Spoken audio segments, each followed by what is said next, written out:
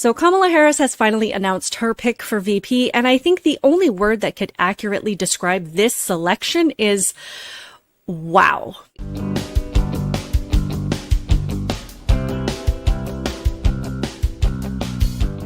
Welcome to my channel, Outspoken Samantha. If you are new here, welcome. You know I appreciate you clicking on the video to watch it.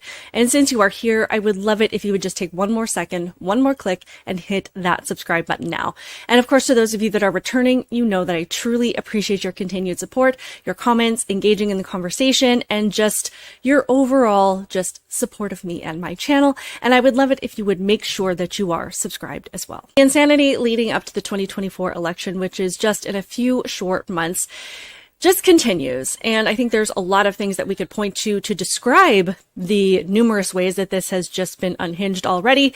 But I think one particular issue is how this Harris ticket has played out, because now the Democrat base is voting for somebody, or at least being told to vote for somebody that they did not elect, that they did not select, that they did not choose, that they didn't even like up until about 5 minutes ago. And for some reason, the media has been able to take over their brains once again and completely shift their entire own personal perception of this person. And now they're all praising Kamala Harris and pretending that they never disliked her, that, you know, she really is the bee's knees and she is the best person for this position, despite the fact that they can't point to a single accomplishment that she has put forth in her time as vice president. So that has been insane. Now, originally, when the topic of who Kamala Harris was going to select as VP, a lot of people were speculating that it was going to be Governor Josh Shapiro of Pennsylvania. And there were a lot of reasons behind this. Pennsylvania is a swing state. It is one where they really do need to get those voters on their side. But the problem is that the Democrats have openly been indoctrinating Gen Z in their liberal institutions at college to actually hate Jewish people, as we have seen with all of these pro-Palestine and pro-Hamas protests that have been happening on college campuses. So essentially picking someone who is Jewish as the VP would alienate that entire base based on the very things that they themselves have been teaching these younger people to believe. The argument then becomes, did they leave Josh Shapiro off the ticket because he is Jewish? And in my opinion, and in the opinion of many people, the answer is yes. So while everybody had thrown their eggs into this basket that it was going to be Governor Josh Shapiro, it probably came as quite a surprise when she shifted gears completely and picked the whitest guy in the bunch, Governor Tim Walz of Minnesota. So of course they're losing all of their points with their DEI messaging there and all of their base that has embraced the DEI mindset. And they're like, why are you picking this white guy that looks like Santa Claus with no beard? But obviously, if they're going to sacrifice that DEI mindset, they are going to make up for it in other ways, and they've got to pick the most radical governor possible to go along with or to complement all of the extreme ideas that Kamala herself embraces. Before we get into all of that, let's just go through a little bit of this article as the VP pick was announced. It says, Vice President Kamala Harris has chosen Minnesota Governor Tim Walz as her 2024 running mate Tuesday after replacing President Biden as the Democrat Party's presidential candidate. Harris and Walz are set to appear for the first time together at a campaign event in Philadelphia on Tuesday morning. I'm so proud to announce that I've asked Tim Walz to be my running mate. As a governor, a coach, a teacher, and a veteran, he's delivered for working families like his, Harris posted on X. I always think it's funny the words that Democrats choose to use, because to say that Tim Walz has delivered for working families like his, that's probably true, because Tim Walz has a net worth of about $19 million. So, of course, anybody that has a net worth of around that amount is going to take up about the top 1% of the country. So yes, all of their policies are going to favor millionaires in this country, but not the rest of us who are peasants, who have to live paycheck to paycheck, who have to wonder how we're going to afford groceries for our family and make sure that we make the correct political statement so as not to risk getting our homes burned down in the next riot that one of them is either promoting and the other one is bailing out the offenders. Continuing on, it says Vice President Harris is showing us the politics of what's possible. It reminds me a bit of the first day of school. So let's get this done, folks, Walz said in a statement. Harris became increasingly comfortable with Walz during the final days of the vetting process and was particularly impressed by his happy-go-lucky attitude, sources told CNN. After news of the choice broke, conservatives accused the Democrats of putting the most radical, far-left ticket yet in front of American voters. And as we're going to find out, those accusations are 100% correct. He's done more to destroy the state of Minnesota than probably anybody before him. So let's have a look at some of the things that Tim Walz stands for. So it's interesting that the chosen word that the Kamala Harris campaign has chosen to direct towards Trump and Vance is this word weird. Yet I can't think of anything more weird than signing into law that you have to put tampons into boys' bathrooms. Now, this is an article from January 5th, 2024. It says women's menstrual products are now available in boys' bathrooms in schools around Minnesota. Democrats and one Republican, the reason this vote passed the legislature last year and was signed into law by Governor Tim Walz.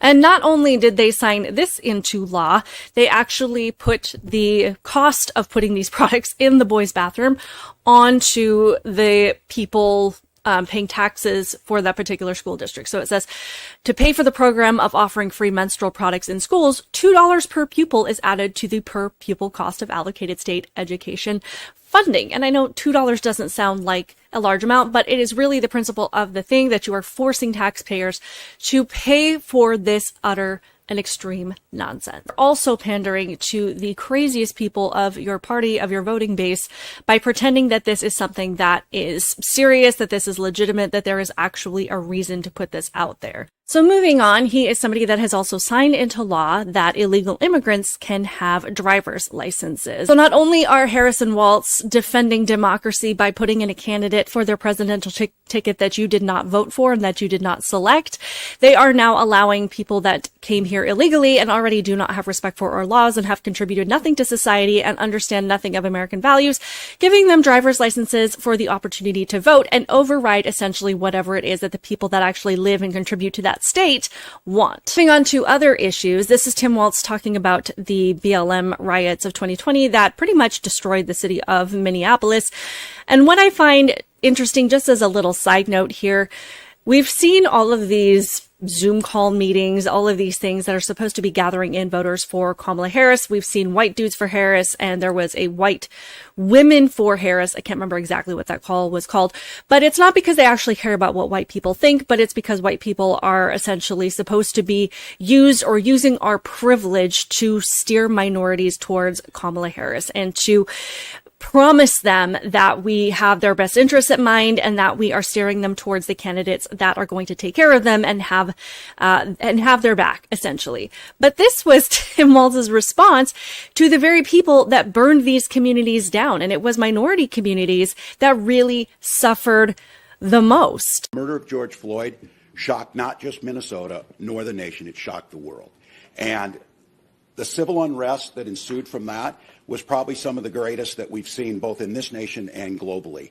And that operation involving dozens of local, county, and then the state, involving multiple states in the region and involving the federal government, had to be assembled, had to be coordinated, and had to make sure that we brought order back. I'll be the first to tell you, that's terrifying for Minnesotans in those days. Nothing like this had been seen before at the level of violence after the murder of George Floyd. I think, again, there'll be stories written, and this will be written about for quite some time. I'm proud of Minnesota's response. I'm proud of Minnesota's first decision.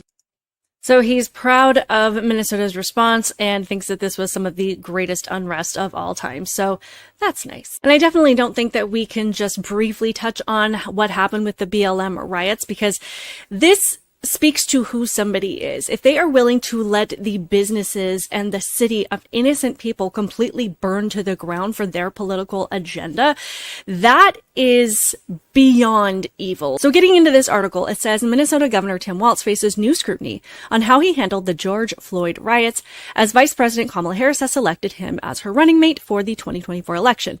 Protests of George Floyd's death at the hands of Minneapolis police in May 2020 soon escalated into violence as rioters burned and looted businesses in the Twin Cities.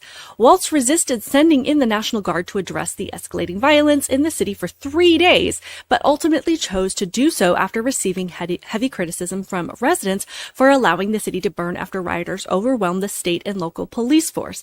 At the time, Walz argued that calling up the National Guard to enforce order would only incite further rioting and suggested that protesters needed the space to express their outrage. So I think it says a lot about who you have in charge when you have these mobs taking over and completely destroying everything that you have worked for as a law-abiding citizen. And the only time that they stop it is days later when so much damage has been done that you're not even sure you're going to be able to recover. But they, even in their moment to finally reverse things and address the problem and try to stop things from happening, they are still defending the people that are making life a living hell for everybody else. He said, I want to just be clear, there's philosophically an argument to be made that an armed presence on the ground in the midst of where we just had a police killing is seen as a catalyst, he said during a press conference. How about the philosophical argument of not letting people burn down an entire city of innocent people where the law-abiding citizens are the ones that are going to have to be the ones to suffer? I think this goes back to the original article that we read where Kamala Harris, rightfully so, said that Tim Walz has done a lot for families like his, because of course millionaires and people that have money to repair damages or who are not going to be affected by widespread crime and harm like this because they live in a gated community or they have private security or they can afford to put in those additional measures where this type of violence is not likely going to touch them, at least not in a meaningful way. So, of course, people that live that type of lifestyle are going to look at this and they're going to be able to cheer for this type of unrest without feeling the consequences of it. And they can ignore the very people, the majority of the people that will likely not have the resources to pick up the pieces afterwards. So this is a tweet by Matt Walsh that says, this is the image that defines Tim Walz. During the Floyd riots, he allowed a mob of thugs to burn a police station to the ground right in the middle of Minneapolis. Everything you need to know about him can be seen here. 1,000 words, as they say. And as we just read, this is the type of stuff that he allowed to go on for 3 days. Can you imagine how much damage can be done in 3 days? And then afterwards saying that he's proud of the unrest that happened. Also have to touch on the gender issue, where Tim Walz signed into law in Minnesota that it is basically a sanctuary state for kids who are indoctrinated to believe that they can pick their gender, and not only that, that their parents are unsafe if they disagree, and that all they have to do is find a way to get to Minnesota and they can find a doctor that will permanently harm their body, and that the parents of that person, their rights do not matter. They don't have a say in this medical decision. So it says Governor Tim Walz of Minnesota thinks kids should be able to undergo sex change surgery, cut off their body parts, and get sterilized and chemically castrated by injecting irreversible puberty blockers and hormones, which are linked to many dangerous long-term side effects, which is 100% true. We have seen so much evidence of this, so many whistleblowers coming forward talking about not only how this stuff is irreversible and dangerous, but how it is being covered up, how it is still being sold to parents as if you don't allow your child to do this, then they are going to take their life or they're going to blame you for all of their problems, how they're still being manipulated into doing these things while simultaneously admitting behind the scenes that they are not giving parents all of the information, that they are not telling their patients about the irreversible effects of these things. So again, truly, truly, truly evil mindset. Clearly, the citizens of Minnesota didn't even like him as their governor either. It says, this is from Ron DeSantis, it says in 2021, Minnesotans were roughly 5 times more likely to move to Florida than vice versa. They were fleeing a state that under Governor Tim Walz turned its back on law and order, increased taxes, and imposed unscientific coronavirus restrictions, harming children and destroying businesses. Walz is an unbridled leftist and Ilhan Omar-style Democrat that puts ideology above all else. But I do have to just touch on Trump's response to this selection of VP pick. He just threw it out there on True Social, says, thank you. And I would like to think that this would be one more push for people to be like, okay, the left has gone far too off the rails for my liking. I don't have to be a Trump supporter to understand that voting for this radical leftist ticket is just too much for me. I can vote for Trump or at least refrain from voting this time around and then revisit things in 4 years. But at the same time, we have seen how melted people's brains have become, that they don't care, that they don't care what people stand for. They don't care what the policies are anymore. They just care that it's not Trump. They don't care that Kamala is an outright communist. They don't care that her VP pick actively let their cities burn and is putting the voting rights of illegal immigrants and their voices over the people that actually live there. That is an outright socialist. That is just completely off, might even be further off the rails than Kamala Harris. I'm not even sure. They don't care about any of that. This is also what happens when you have a DEI mindset. When you solely look at someone's gender and solely look at their skin color as the only qualities that you need to consider as to whether or not they can do their job, then it doesn't matter to you, again, what they stand for, what they promote, what they plan on doing, and even the words that they say. But the reason that Tim Walz was able to slide in there despite this DEI mindset is because he is somebody that is willing to be just as radical, if not more radical, than Kamala Harris. And it is just deeply concerning how many people refuse to see how dangerous this presidency would be. Because believe it or not, there are things that are more harmful than mean tweets. That is all I'm going to say about that one, at least for today. Please leave your thoughts in the comments below. If there's anything about Tim Walz and his crazy policies that I have absolutely missed out on, please drop them below, because I know there is an entire list. I have seen tweet after tweet of how awful this guy truly is. But the only thing that leftists are thinking about right now is that neither Kamala or Tim Walz are Trump. And that is basically what their entire voting thought process is based on. Thanks for watching the video, especially if you made it to the end, which I truly appreciate. Be sure to hit that like button. Make sure that you are subscribed. I am currently trying to hit that first major milestone of 10,000 subscribers, but YouTube is not helping me do that. So I need you to help me do that. Now, remember, we are doing my first live stream tomorrow morning. It'll be here on YouTube at 10 a.m. Central Time. So please join me for that. I do appreciate you being here. Keep it real, guys, and I will see you in the next one. Bye.